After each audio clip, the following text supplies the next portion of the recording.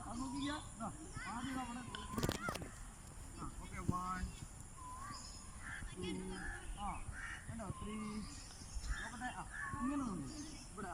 1 2 okay ഇനി ഒരു full round എങ്ങനെയാ ചെയ്യാ 1 2 ഒന്ന് ഫ്രണ്ടിലേക്ക് ചെയ്യാ ഒന്ന് ഓപ്പോസിറ്റ് ചെയ്യാ ചെയ്യുന്നുണ്ടോ എന്താ ചെയ്യണേ ചെയ്യാൻ അറിയാത്ത ആൾക്കാർ അപ്പം തന്നെ ചോദിക്കണം അറിയില്ല സാറേ കേട്ടോ അറിയാതെ നിങ്ങൾ നിന്നിട്ട് എന്താ കാര്യമാണോ ഹിപ്പിൽ എൻ്റെ കൈ വെച്ചോ 1